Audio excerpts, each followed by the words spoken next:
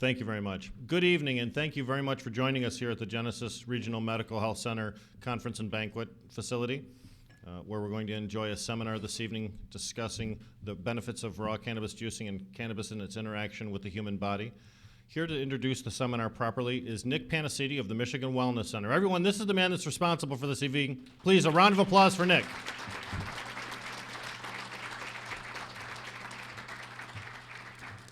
Well, that was very kind, but my wife actually did most of the work. This is her right here. Her name's Jane. I'm sorry. And I did get a lot of help from others in the community. This is nothing that we could ever do on our own. I don't believe in happen chance. I believe everything happens for a reason. Just as I crossed paths with Dr. Courtney, I tried to find information so we knew something about juicing. It was something we never heard of. My friend Ken Beyer we thought he'd come up with the idea, but after we got on the internet, we found that Dr. Courtney was the only other guy that knew anything about it. So I tried to get some information and just happened to find a number on the internet, and I got a hold of a gal named Jan, and she assured me that she would make sure that I got a hold of Dr. Courtney, and she called me back with the irony that he was going to be in town exactly the time that we wanted him to come. And I didn't know at the time, but she had a lot of pull. She was the mother-in-law. So we had, that's how it all works. And it's no happen chance that we got 100 people in this room tonight on less than a week's notice. And we're really excited to bring this to you. This is, I want people to view cannabis as a dietary staple. None of us want to see the other ways cannabis is used to go away or anything of the sort. We see a need for all uses of cannabis. And this is the link, in my opinion, that will bring this to the masses. Anyone can use this because there's no psychotropic effect. Kids, adults, it doesn't matter who. Anyone can benefit from this, and that's what we need to understand. And I hope you all enjoy yourselves tonight. I'm beyond ecstatic. I'm going to turn this over to Rick. You've already met Rick.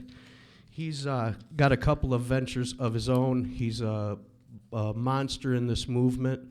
And he's with Multimedia Management as his own group, and he's got another venture with a couple of other people in this. They're also powerhouses, and that is called the Compassion Chronicles, which is going to be the go-to place for information.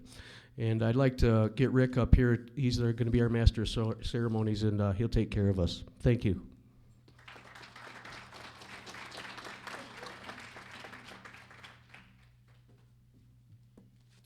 Thank you very much, Nick. Now, we're here tonight to discuss the effects of cannabis on the human body, but our discussion is much larger than science and much larger than politics. Science is at the core of how to protect people from illness and from deterioration, from having a lackluster life. The politics of ingestion, unfortunately, do include a consequence of compromised personal liberty if a participant's rights are not properly protected or if those people are not correctly educated. See, education is what we're striving to achieve here this evening with this seminar, an education that protects people through a more healthy lifestyle, an education that protects people by teaching law enforcement and local officials about non-intoxicating methods of using cannabis as medicine, and also education to drive a greater public awareness of the majority opinion here in Michigan that marijuana is medicine, and that medicine is here to stay.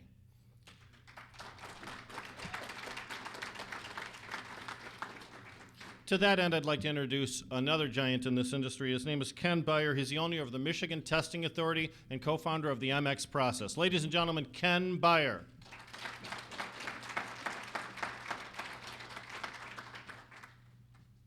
Wow, with an invitation or an introduction like that, I hope I don't disappoint you. I read something the other day I think that everybody out here can agree with or can relate to it. Helped me redefine and re-understand success. You look out in this community and you see a lot of people that are, under the scrutiny of the law and the scrutiny of their businesses, and we're all here working. But you try to figure out what success is. Winston Churchill defined it as the ability to go from one failure to the next with equal enthusiasm. So we're not just enthusiastic losers, you know, so it kind of brings us up in that whole thing. The other day I was riding with my wife up and going on our anniversary. So we just took off and we went north. And we ended up in Petoskey. From there, I was supposed to go around and talk for Jamie on the East Coast in Oscoda, and this was going to be on a Sunday. And I kind of let her know at that time that this is what we're going to do. So I was, you know, I was having to make up for that a little bit. So we're out riding looking for rainbows. And we're driving up north, and I'm thinking, boy, I have this juice with me. I juiced it. I just brought a little bit. I didn't have much. I'm like, wow, this would be something really spectacular to talk about. And hopefully, if I had enough, I could share it with everybody at Jamie's thing. But all I had was like a little Dixie cup. Then I'm driving, and all of a sudden this rainbow appears. I'm like, well, that's a pretty good sign that maybe I have enough juice, since that happened at the same time I was thinking about this. All right? And then it hit the ground right in front of us. So I wonder if the juice got to me. Maybe there is a psychotropic effect in this, Doc. Well, I drove off the road. So I said, do you see a rainbow? She goes, yeah. She goes, oh my gosh, it's in the ground right in front of us. It's like, well, when I was thinking that, I was wondering if I had enough juice, you know, to share with everybody at this talk I'm going to. And I held it up. She goes, I don't think so. I said, I don't know. Somebody else disagrees. So I'm going to try it. Showed up at Jamie's, and I took this juice and I put it in a gallon jug of water. And I sat there, and there's people that are going to be prosecutors, and there's sheriffs. And, you know, I'm standing there with the juice. And I said, if I drink this, I'm pretty positive, because I tested it, there's no THC in here. And I can drink this, and I'm not going to test positive if you test me. So is this a Schedule I drug? And then I proceeded to help people to it over here. And they drank it. And everybody there, we fed 50 people with a Dixie cup of juice. It was amazing. And people felt something. Yeah, but it wasn't a high. There were people coming up saying, hey, can I have another drink? My back pain seems to be going away. It went to a tingly feeling. It's like, wow, this is amazing. You know, and it's just that type of stuff that Nick is talking about that has led us to where we are right now, to where we can start this. It's taken us a week to put this thing together. And look how many people showed up. This is exciting news. This is a pretty good example that it seems like we're following. A guy named John Chaplin started this out. Does anybody know who John Chaplin is? He's a frontiersman. He ran around with a Johnny Appleseed. You know, he was a visionary. I don't know if you guys understood Johnny Appleseed. I'm talking about like looking at the untested assumptions and these false constructs that we're brought up with, that Johnny Appleseed was running around planting apple seeds. First thing is, apple seeds back then weren't sweet. The sourer they were, the better cider they made. So Johnny Appleseed was a visionary. He went out to these places where he saw that people were going to settle. He got there a little bit early, planted these orchards, because back then, if you planted an orchard, that was your land. So he's kind of a wise gentleman. He ended up with 150,000 acres of orchards and a whole bunch of taverns. 2 plants went into the chopping block during Prohibition. One was a marijuana plant. The other one was the apple tree. What's more wholesome than apple pie? That juice. You know, and it was the doctor a day theory. It was at first, eat an apple before you go to bed. You keep the doctor from making his bread. That's where the apple a day keeps the doctor away. That's the avenue that they took. And not through medical, through dietary. So why don't we do the same thing? And that's what we're doing, and that's why we're so excited. You know, Dr. Courtney's here, and you know, it's just a wonderful thing that you guys can be here and, you know, kick off this first start. Another ironic thing, this is Genesis Hospital Complex, right? Isn't that the beginning? It's fantastic. Thank you for coming.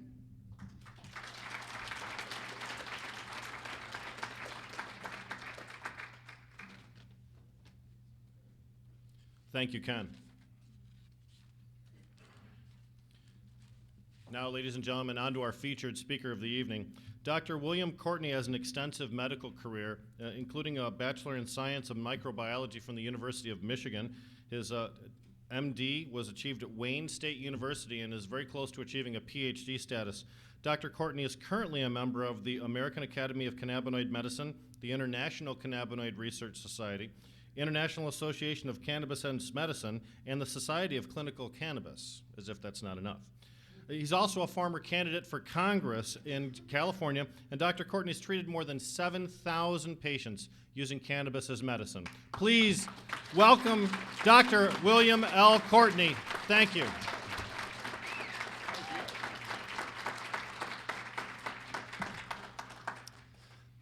Thank you very much. And medicine is a very interesting job. It's an honor in Northern California to completely reverse the roles, because 6 years ago I refused to prescribe medicine to an associate who trained at Wayne State, and we barely got out of there because I wanted to include nutrition, and they wanted to kick me out because they said, if you want to study nutrition, become a nutritionist. Well, I thought it had a place in medicine, and we almost had to drag in investigative reporting to protect my seat. But 6 years ago, he asked me if I would approve of his use of cannabis, and I said, I can get you fentanyl, we get you morphine, methadone, we can take care of your pain, your inflammation. If you want to grow cannabis, that's cool. I mean, I'm all about growing cannabis, but I didn't really understand, why he would need an approval or what that really meant, other than I was on the line to cover his growing cannabis. But that drove me to begin to look at it, because the fact that he would request it, and this is a fellow that, like I said, I've known for 30 years. We both have kids that are seniors in high school now and play football together, so very close. But that's the level of skepticism that I had. And after refusing to approve of his use, I started to look at cannabinoid science and discovered William O'Shaughnessy brought cannabis from India to treat the Queen's dysmenorrhea in 1840s in exchange for delivering a 3,000-mile telegraph system to India. So O'Shaughnessy's is the name of the journal. You'll see several copies of that at Cannabis International. A very interesting paper. The fellow that edited it used to be an editor for Scientific American and Ramparts, and was a real intellectual who does a very good job at introducing cannabis and the rapidly evolving knowledge base. So I started reading his tabloid, and it looks, it's printed on newspaper, and it certainly looks like something that you wouldn't, change your life course over. But the science really leaps off the pages, and it's a source that I would highly recommend that you turn to and look at the previous issues, a lot of political, social, and a review of all the conferences as they come along. And with that, I began to realize that there was some involvement of real science with cannabis, and a fellow, Todd Micarea, was the individual who had coined the phrase in 215, you're entitled to use cannabis for any condition for which it provides relief. In addition to the classic 8, which most states have been restricted to, in California it allows you to use it for any other condition. And with that broad phrase, I'm now able to have patients, with inflammation and autoimmune disorders, epilepsy, psychosis, bipolar disorders, post-traumatic. Pretty much, it turns out that most everyone can benefit from cannabis, and that's pretty hard to explain, particularly when you're in a group of your peers. As a consequence, I got labeled akin to a peddler of snake oil in the Washington Post, because if you just kind of bounce off of cannabis, quickly, it really looks like snake oil, because that's the closest thing in terms of the scope of the claims, the difference being that cannabis provides an incredible relief. And I hope today to kind of give you an overview of my course from skeptic to advocate for cannabis as a dietary essential for 7 billion people. This was a couple weeks ago, cover of Science, a stunning cover. They're talking about disease prevention, and that's really where we're at, because with our current budgetary crisis, we need to look at how we're going to try to avoid going the way of Greece, if that's possible. And one area that would be important is if we can reduce the amount of money that we spend on health. A lot of folks look to trimming the military budget, and then when I was running for Congress, that certainly is the Democratic position. But the entire military budget is not that much greater than just what we spend on cardiovascular disease, the #1 cause of death in men and women. You toss in a little bit of cancer, and you quickly exceed the military budget. By the time you toss in diabetes and Alzheimer's and chronic other medical conditions, you're suddenly up to a budget that's 4 to 5 times the size of the military budget. And so in the center of this science front cover is this romaine lettuce, and it's entitled C6. And I happen to have been involved in testing some plants out of Barcelona, Spain. We grew up 18 of them. We actually grew up 20, but had some failures. We analyzed 18, and C6 turned out to be one plant that had 22% CBD acid weight to weight with 1% THC acid. And so at some point, if I refine my Photoshop skills, I'm going to pull the romaine out there and slap in some cannabis. I just couldn't pull it off in time for today's conversation. But the really big issue is we now know how to prevent a lot of disease. We know how to treat a lot of disease without using medicines that cause enormous number of side effects. But the question is, will we be allowed to do this? And you come face to face with corporate interests, and Thomas Jefferson was pretty clear that when the country was formed, he was saying, we hope in its infancy we crush our moneyed corporations which bid defiance to the laws of this land. You know, that was in 1776, and things haven't gotten a lot better since then. And a really big one is, you know, if it's true that the pharmaceutical industry, its revenues equals the Forbes 500, you have a block that wants to preserve its ability to pay its mortgage and send its kids to school. But they have an enormous amount of power, and it's going to be difficult. I mean, the science is overwhelmingly clear that the body regulates itself intimately with the endogenous cannabinoid system, and that cannabis, for 34 million years of collateral evolution, has consolidated these 20 carbon molecules, we're now over 100 of them, to assist the cannabinoid system in its goal, which is really maintaining homeostasis. So if a cell becomes overactive, it's like a brake, it'll downregulate it and slow it down. Cell is hypoactive, it'll upregulate it. So the basis to understand cannabis, you have to understand the endogenous cannabinoid system. And if I have some time at some point, I'm going to complete a project of including at Cannabis International a 3-hour self-directed study course, a 30-hour, a 300, and a 3,000-hour self-directed study course. So depending on your level of interest in the endogenous cannabinoid system and the phyto or exogenous cannabinoids, the more you know, the more excited you get until you end up with someone like me who believes all we need to do is do a carbon swap with Toyota, have them provide the cost for the production and distribution of 7 billion pounds of seed to the 1 billion people that live on $1 a day. Yeah.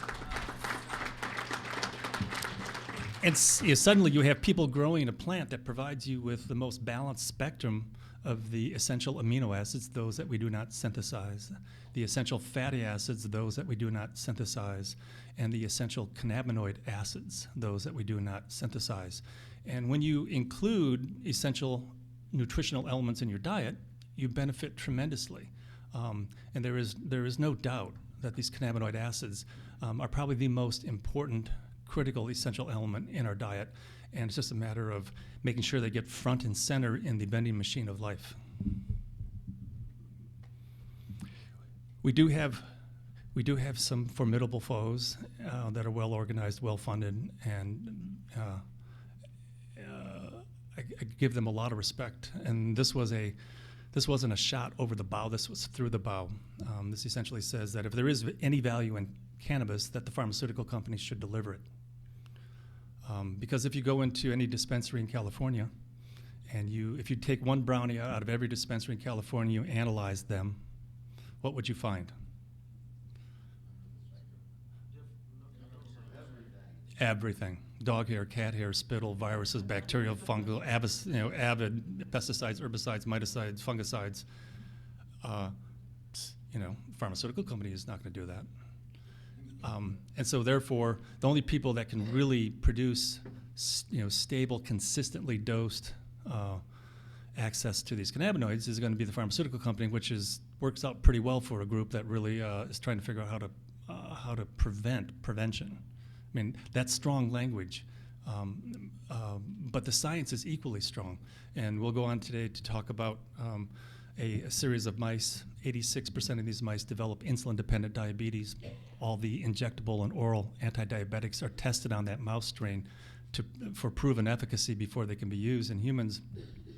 And if you give that mouse strain 5 milligrams per kilogram of a non-psychoactive cannabinoid, it reduces that incidence from 86 to 28%. If you take the diabetic industry, everything from measuring needles production, dialysis machines, surgery hospitals, and you knock off 60% of that, we could keep our libraries open and give computers to every child.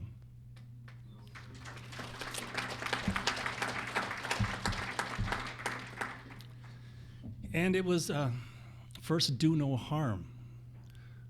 That's part of the physician's theoretical position and hopefully oath. And he said, I will apply dietetic measures for the benefit of the sick. This really captures that concept. And here I have my youngest child. I think he was 8 years old when he was diagnosed with this relatively large, inoperable brain tumor. And this child's father, has the courage of, Atlas, somebody with a lot of courage, Sisyphus, because he was up against a big system. And he went to his first expert children's pediatric oncologist at Children's Hospital in Oakland, and was told, well, we can't get a tissue biopsy on this, but by statistics, it's probably this or that, and we would start out with this form of chemotherapy, and if we didn't get a response, then we'd switch and would follow up with a second course of chemotherapy. And this father, whose infant, was pretty sick, said, thank you very much. We need to go home and think about this before we launch off. And he goes to a second opinion in San Francisco and runs into another world-class oncologist who said, well, after chemotherapy, you're going to really be looking at radiation as well. So, begin to think about the fact that we're going to try to knock down the tumor load, and then we're going to try to mop it up with some radiation. And the father thanked him for his opinion and found a third expert who finally said, well, this is a single picture. Let's be certain that it's progressing before we expose this child to a lot of chemotherapy. So let's catch our breath. We'll do another MRI. And if, in fact, it's progressing, then we're going to have to launch off on a course of therapy. So with that opportunity, this father starts putting cannabinoid extract on the baby's pacifier twice a day. And by the time you go from August to January, this tumor has reduced, somewhere in the neighborhood of approximately 50%. And they come back in for an MRI and they go, whoa, look at that. Aren't we pleased? This thing's going away. This is just what we wanted to see. And the father said, yeah, that's what we want to see. And by May of this year, 90% of the tumor had gone into remission, and the baby is now called the miracle baby. Why is this not front line? Why is this not the first thing that you do? I've got other children who went through 39 hours of brain surgery, went through chemotherapy 10 times lethal, went through bone marrow transplant because their immune systems were destroyed. Then go on to adult level radiation, general anesthesia every morning for 42 days, radiation at the absolute maximum that could be tolerated in a completely still child. And then the MRI says, well, the tumor's continuing to grow and multiply.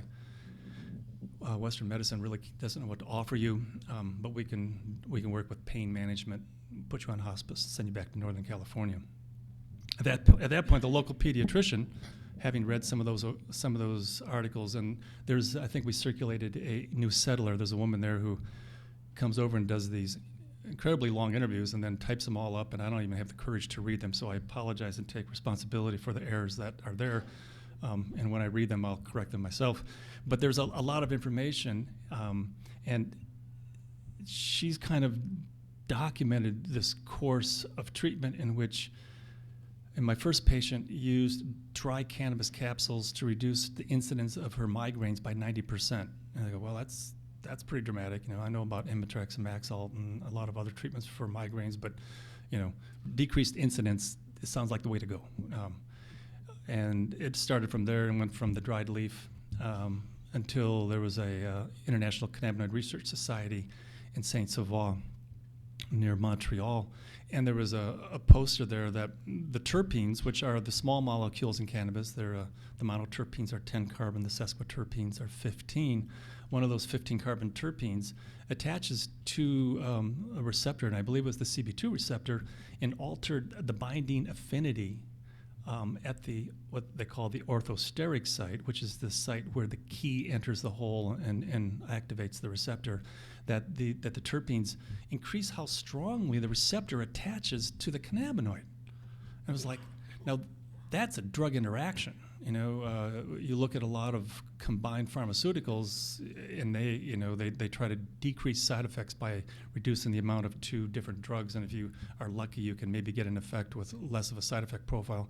Well, here we have a plant that has two molecules, each without side effects, one of which alters the binding affinity and extends the duration of action of the cannabinoid. And this comes back from the days when we thought all these receptors were in the outer membrane of the cell.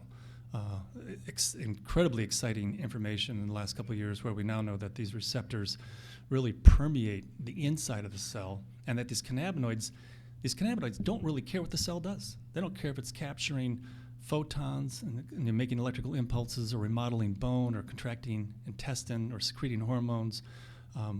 Part of the immune system, and part of the secretory, absorptive, it doesn't really matter. The cannabinoids are concerned about energy production at the mitochondria. They're concerned about the information that flows across the nuclear membrane. They're concerned about the production on the endoplasmic reticulum that allows the cell output to be moderated.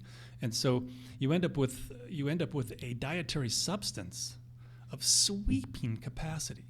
I mean, it's taken me 6 years and a lot of studying to kind of, and an enormous amount of research the world over to kind of piece together what my patients have been telling me after 30 years of experimenting in Northern California, where they moved there for safety to be able to use cannabis, and really were the ones that did all the heavy lifting in this area. But this father's strength is what we all need to rally.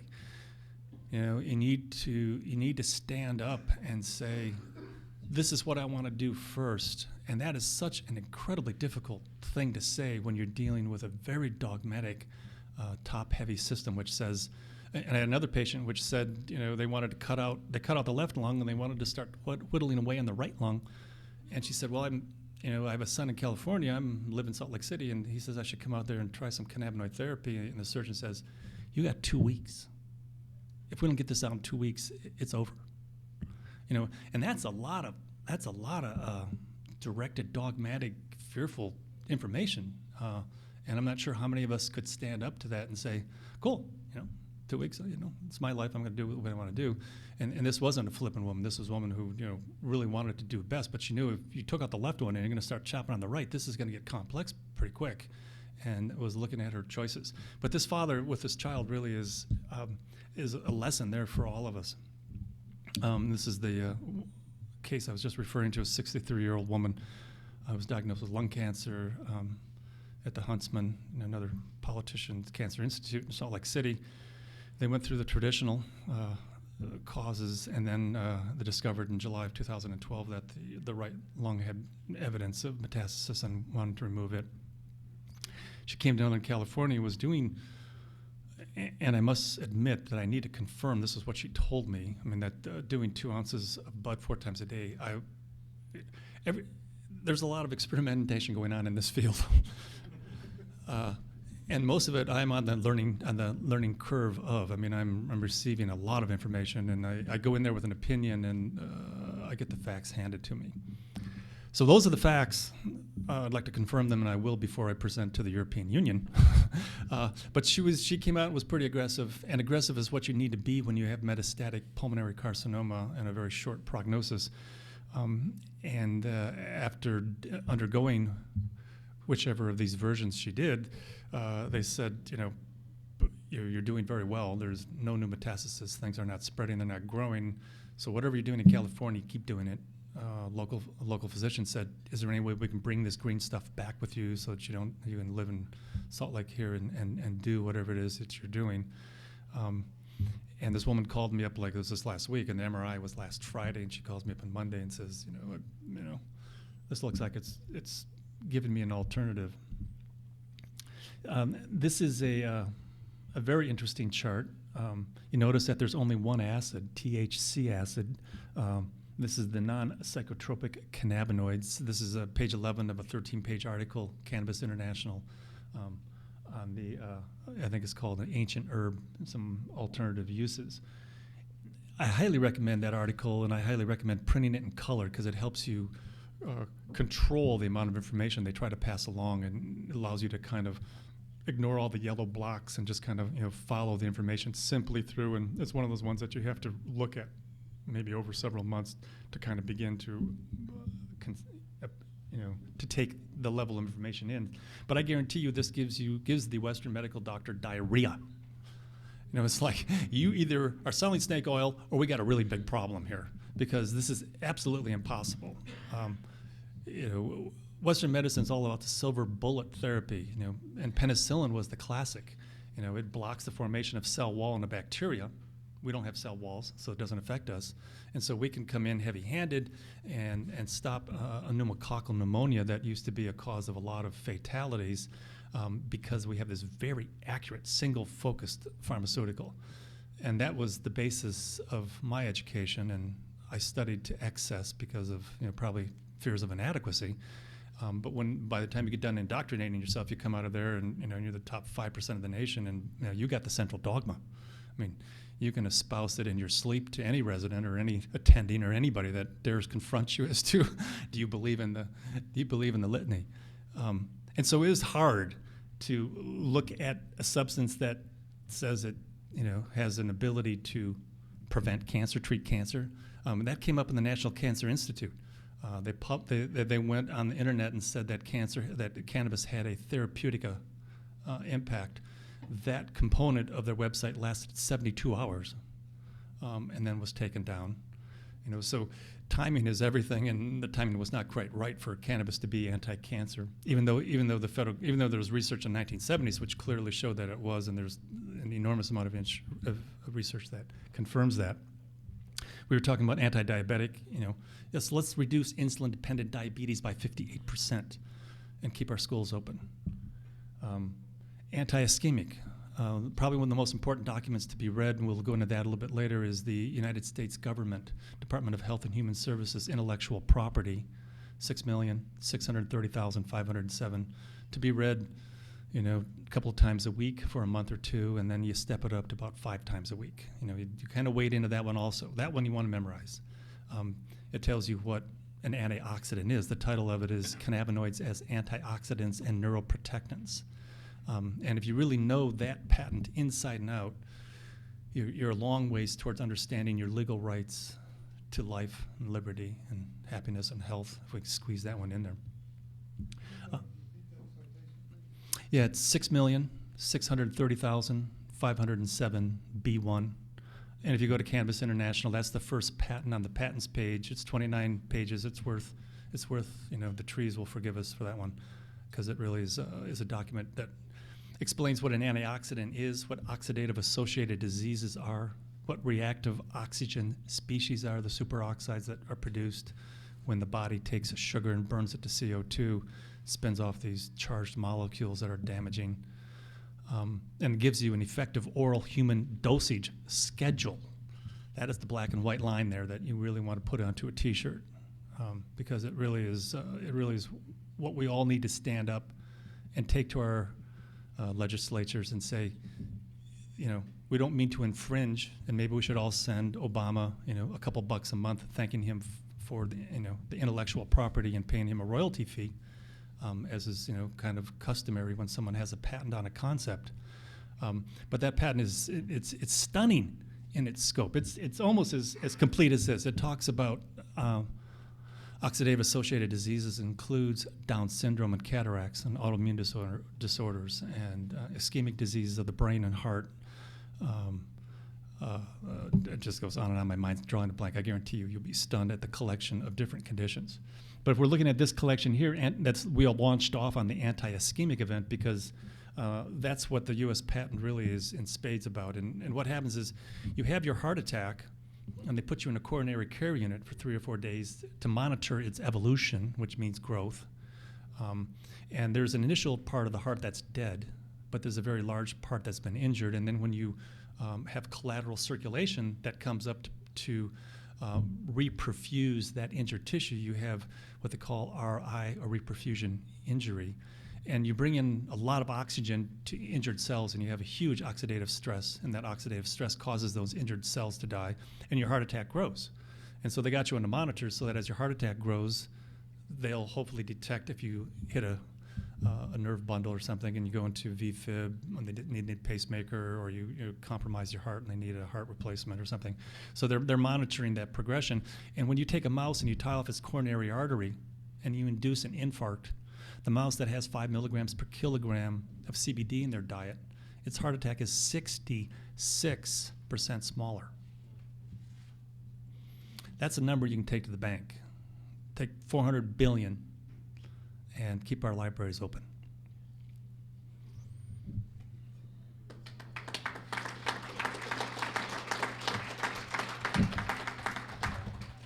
Most of my patients have lived and worked in the woods of a very industrious part of the country, with sea urchins and loggers, and grow pears and grapes, and a few people grow cannabis.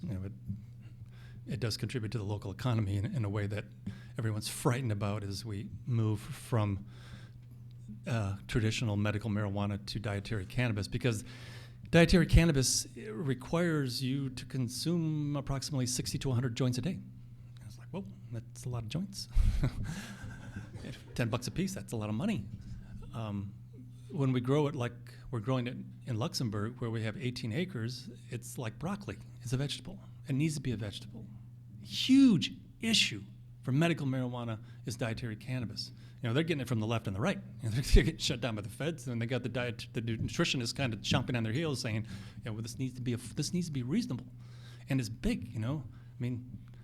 So many of my patients, they live on cannabis in many, many ways. It keeps them alive. It prevents their heart attack and their migraines and the glaucoma, and pays their mortgage. I can't say that out loud, and I certainly, that would be a hypothetical comment if I would make something like that. But it's very complex, but that part of the country, used to make a lot of money in urchins, and we kind of killed that industry, and made a lot of money in salmon. We kind of outfished that one, and made a lot of money in redwoods, and we cut them all down. And so we go through changes, and this is a really big change, because dietary cannabis, it's the FDA says about approximately 600 milligrams a day was the investigative new drug dose for psychosis in Parkinson's. Happens to be the exact same, roughly 5 milligrams per kilogram that you would use to treat any condition under the sun. That's one nice thing about being a cannabis physician. What's your problem? Oh, 5 milligrams per kilogram. And what's your problem? Oh, 5 milligrams per kilogram. I have 3 generations of Alzheimer's, so I know I'm going to be able to survive longer than usual, because my response is going to be the same. But speaking of that, we could jump quickly to neuroprotective, but we should stop at antispasmodic. A lot of my patients, muscle spasm, bronchiospasm, huge historical issue, spastic everything, colitis, muscle spasms, wherever you have them. It's excellent. You notice that THC acid is an antispasmodic, CBD is an antispasmodic, and just a short plug for CBD acid. We now know that CBD acid, and we'll go into this hopefully in depth. I know we're going to run out of time. Someone needs to kind of provide me guidelines as to when to take breaks and where to go with this, because I could talk here for probably 12 hours, and I wouldn't even know. But it's very important that we recognize that 3 decades, 10,000 articles are about cannabidiol, CBD. It was on my business card for many generations. I probably moved offices 3 times, changed my cards. It was, CBD followed me around. And as of June 2011, I switched over to CBD acid. And so CBD acid is what's in the raw plant. It gives you twice the bioavailability serum levels, and we're hoping this year to make serum levels available, because that's what's going to take cannabis to the next level.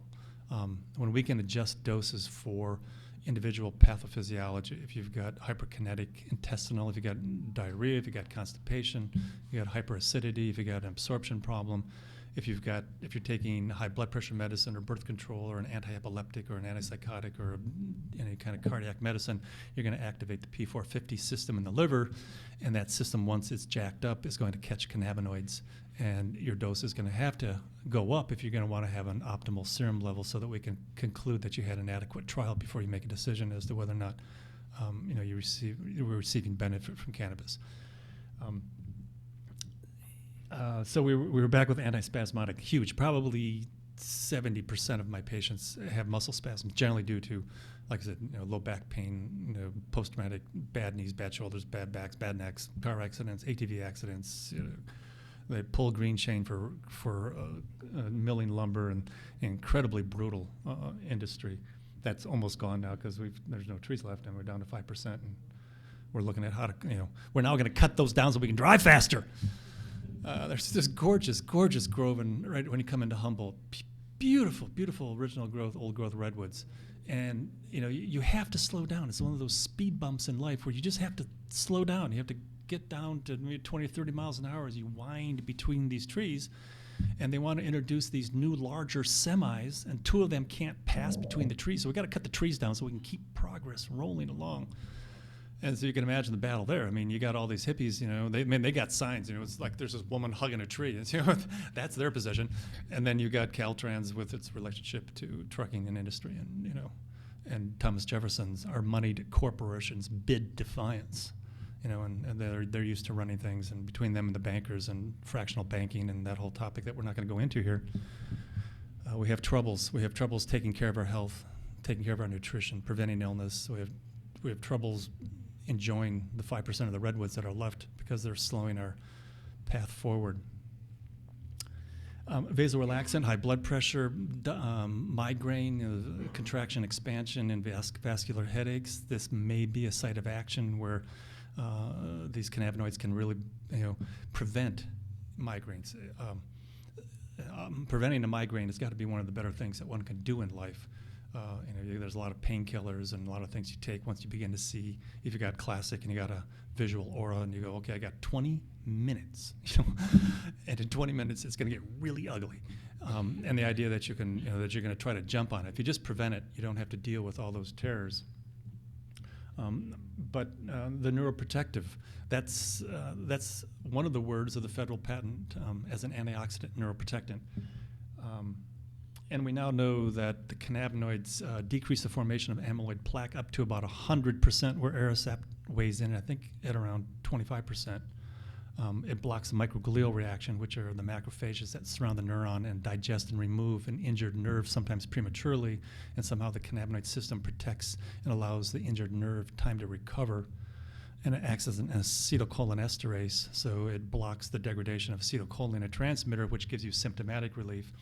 And then as an antioxidant, anti-inflammatory, that drives the condition.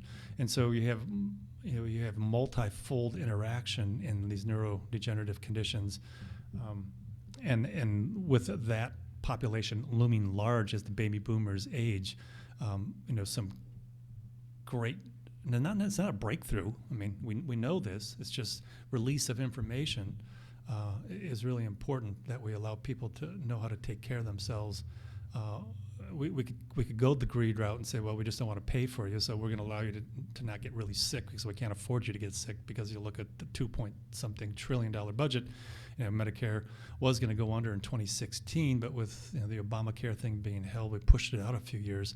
But that's just because you're moving money around. I mean, we're consuming more than we're putting in, and failure is impending. So in order to kind of work with the system, we need to deal with this health care issue. And if we just take the federal patent and make that public domain and spread that information, we could really make some inroads that would allow us to keep the libraries open. I got a thing for libraries. Mendocino County, we had we raised a voluntary taxation.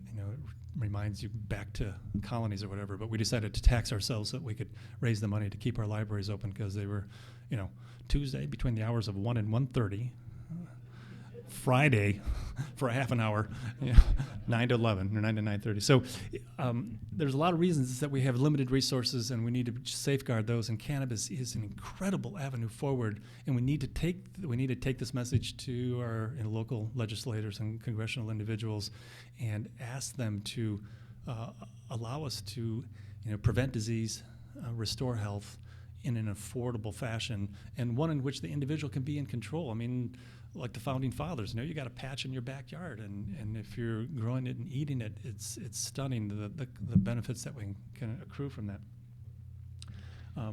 Anti-epileptic, we got a patient, and I don't believe I actually had a chance to write him up, so it means I get to diverge again for a second. This child deserves a slide or two. Around the age of 5-6 months, began to have seizures, developed a condition called Dravet's, or severe myoclonic seizure disorder of infancy. Quickly started having 30, 40, 50, 60, 100, 300, 400 seizures a day. One of the more severe cases, there's maybe a dozen of them in the Bay Area, they're rapidly becoming patients of mine. The child had been on 11 anti-epileptics, 2 European experimental anti-epileptics. Finally, the best medicine that he was given was Topamax, which has an incredible side effect profile. Kind of the thought being that if you're just obtunded, that if you're not able to move, then maybe you won't be flopping around having seizures. It's like kind of a crude approach, but he was on that for 4 years, still having 300 to 400 seizures a day on the best that the pediatric epileptologists at UCSF, at some of the finest institutions could put together. The father couldn't quite deal with that as the end point for his son, so he decides, well, let's see if dope works, So he starts in the cannabis area and tries a 1-to-1 with no benefit, and then he tries a 2-to-1, and this is ratios of CBD to THC, a 2-to-1 with no benefit. Finds a 3-to-1. Now, with 3-to-1, we're talking 75% CBD to 25% THC. You're getting into rare plants when you're out there 3-to-1. And maybe a little benefit, maybe 250 seizures a day. It's hard to really say that's a big improvement. Maybe it was the weather, pressure. He kept pushing till he found 11-to-1. And an 11-to-1 plant is a genetic is pretty rare. Found that, turned it into a tincture. His son started to have seizures 1 every 3 to 4 days.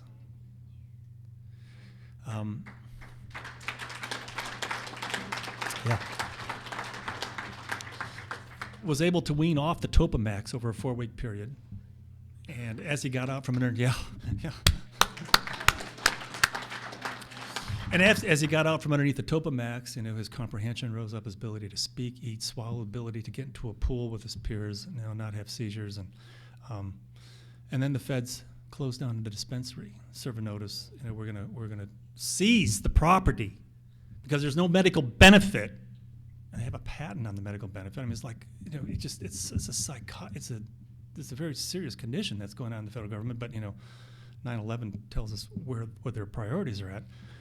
But to remove from this father the only medicine that has allowed his child to have a life, and he's available on YouTube, and he's a very ardent and well-spoken, but he had my cell phone, and I tell you, I was getting lots of calls. It was like, I know you can't tell me anything, and so don't tell me anything, but I need to find something. I got 2 weeks left, and I don't think I really could tolerate watching my son go back to having 5, 10, 20, 30, 40, 50, 100, 300 seizures a day. And those things got a little bit desperate there. We did find him some plants, and we're in the process of looking at this 22% plant, which is what is recommended. I mean, he was at 11-to-1. We're now over 20-to-1. So we're hoping that this new course of therapy maybe will kick him out a little further. So this condition, it's at the end terminus, at the end, the nitrogen end of the amino chain, he's missing a couple of amino acids on his sodium channel, which allows sodium as part of the conduction system in the neurons, and so predisposes these children to a lot of real serious, obviously, epilepsy issues. But we also know that TRPV is a channel, and that THCV,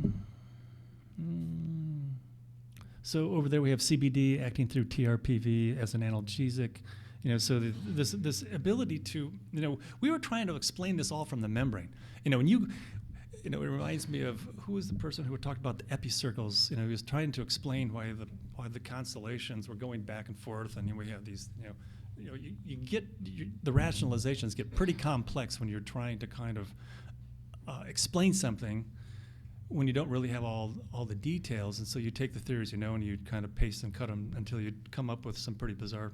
And this chart here is one of those type efforts, because we were trying to explain all this from the plasma membrane, that there's a receptor in the membrane, the cannabinoid attaches it there, then you have this incredibly complex downstream signaling where you can direct the nuclear membrane to rupture, you can cause the cell to destroy, you can cause the cell to divide or multiply, you can upregulate, downregulate, you can have all kinds of effects on calcium metabolism. It's like, getting stretched pretty thin. And the really exciting thing is this last summer we found out that CBD acid, which is not present in any brownie, it's not present in any sucker, it's not present in any joint or vaporized or tea, it's not present in any traditional medical marijuana substance, but is present in the raw plant, interacts at this GPR55 receptor uniquely, and that once you heat it, decarboxylate it, it no longer has an activity at GPR55. And so you end up losing that whole intracellular interface. And we don't know, this is a month and a half old, and I believe this could almost be pre-publication. I hope we're doing the right thing, but it's just so exciting that I can't help but pass along the information that I had received on this new system, and the details of which will make the next probably 10 years in cannabinoid science a stunning course as we look at this whole new intracellular regulation, and helps us to understand why cannabinoid science will become a pivotal role in the prevention and treatment of medical conditions and the restoration of health without side effect, if we're allowed by the powers that be. Antipsychotic. The first, you'll notice there's probably a lot of press out there about how cannabis causes psychosis, and there's a lot of articles out there, and there's in these times of incredible financial limitations, basic science, it goes before the B1s. It goes fast, and as the money dries up and basic science kind of dies, those that are trying, that's their life and calling, is to study things that have no financial direct immediate benefit to someone. Trying to fund those is difficult, and then you have the National Institute of Drug Abuse, who goes to these and actually funds and supports, and their kind of self-avowed interest is to identify the downside. Everything has a downside. Let's just recognize it, publish it, amplify it, and let's amass a body of literature. So you get, I know that, you go to one of these lunch hour meetings, and, do you need one of those new HPLCs? The one that the guy that's getting all the papers out with, do you need one of those? Well, if you can help us find some downsides, we can work with your equipment, we can work with your funding source, we can get you some more doctoral students, maybe even another wing, some room, more centrifuges. We can support the research. We're just trying to balance the picture here, because it's getting pretty lopsided. And you normally when you read one of those papers, it goes along and it's really incredibly valid and reproducible science. And then at the end it'll say, and therefore adolescents are going to have brain damage. It's like a non sequitur. Where did that come from? What did they have to do with anything that was in the paper? But it's the conclusion. And it's kind of humorous. It's sad, but it's humorous. And if I was in that position and I was losing my lab, I can understand, why you'd take the funding, and if you draw the right conclusions, you'll get funded again. And at one point they wanted to show that cannabis really was bad for kids. So where would you go? If you were going to go anywhere in the world and you wanted to study kids on cannabis and the defects that we know that they're trying to survive the issues of, where would you go? Jamaica! Yeah, man. Let's look at those Jamaica kids, because we know they are messed up. Their parents have no control. and they're all smoking that stuff, and so we're gonna conclusively prove that the cannabinoids cause a lot of damage, and then with that, we're gonna be able to close this whole operation down. So you go to UC Berkeley, where you got some bright folks, the ones that are pushing the open door in, the ones that, but they're very bright in some areas, and so they take someone, they send them down to Jamaica, and they want to document, they want a longitudinal study of these children whose parents used cannabis and those who didn't. We want it controlled, and the damn results kept going sideways. It was like the child who comes from parents that smoke cannabis, and 5 out of 6 measurements outperformed those who didn't smoke cannabis. It was like, oh. And then they did that at 1 year, and I don't know if they got to 5, but as they started going out longitudinally, the funding was cut. That study stopped. We didn't really want to know. The first 2 or 3 episodes were more than we needed in that department. And my wife, who normally is here and keeps me on track, she likes statistics, and I don't know if you know anybody that likes statistics. You probably don't, but if you did, you would know what I mean by that. And she does research design, and she did a paper in Freiburg, Germany, a couple of months ago on cannabis and pregnancy and lactation. And if you just say that word in certain circles, you'll get a lot of attention. But I mean, they told her, they tried to induce formation of an egg. They injected her with hormones, and they were trying to increase her fertility, and they couldn't get a single egg. And they said, essentially you either don't have ovaries or they're dead or whatever it is, but think of adoption, because this is not gonna, you're not gonna be able to go in this direction. She also had endometriosis, so very painful. There's a very interesting Heather Bradshaw out of University of Indiana has done a lot of research on dysfunctional uterine contraction. And essentially you've got 3 openings in the cervix, and when you're contracting the cervix and you're sloughing tissue, it's pretty amazing that majority of it leaves the body. I mean, you got, I don't understand why it's not, and the number runs up to 15% of people where there is maybe some retrograde menstruation, and if you put a little bit of blood on the peritoneum, it's incredibly painful. So you've got the one person who goes, man, I can't work for 3 days, 5 days out of the month. I mean, it's just tears me up.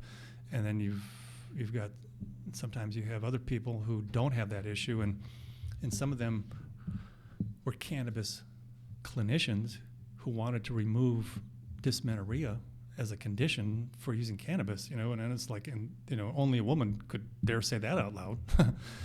And so you run into issues all over the place, but the idea that you could get functional uterine contraction and move the contents out, but my wife had contents moved in reverse. The endometrial lining is put into the abdomen, where it implants on the intestines and organs, and then you start cycling intra-abdominally, and you bleed every month, and you have this very, very painful condition. And so since she's sterile anyways, you don't really have to worry about fertility, but she's taking very high dose estrogens to block that pain. And then our first child was born, in the midst of all this. And sadly, she's is not here today, because this lecture will be going much more smoothly, just because she keeps me kind of turning slides and focusing going forward, and her presentations are much more articulate, and we've got 400 pages of a book that we're trying to cut down to 100, and she's been doing a lot of consultations on the phone with individuals, and realizes that what people really want to know is, how do I do it? The science, I got it, good, cool, all the receptors, all that, fine, but how do I do it?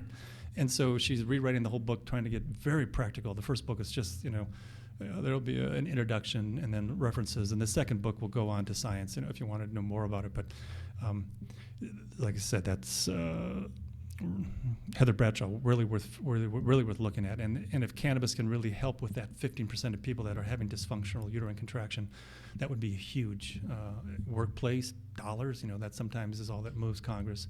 But the more we know about that, the more we can kind of suggest that this woman receives funding, because that's where we were going back to funding and bodies of literature about, and you look at these studies, and I'm really, there's 4 or 5 of us in California that go to these conferences all over the world, and you can tell, since I was running for Congress, I got to go through the mill with the, okay, 50% of the vote is how you look. I was like, okay, that means I got to cut my hair, right? Same thing. I heard that when I went into residency.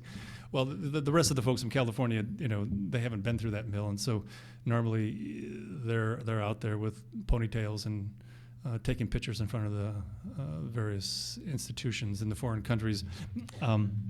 But all this we drifted too far on that one. So we'll water break. Yeah, how about 10 minutes for coffee, water, and bathrooms? Excellent. We'll see everyone back here at 8:50, all right? 8:50.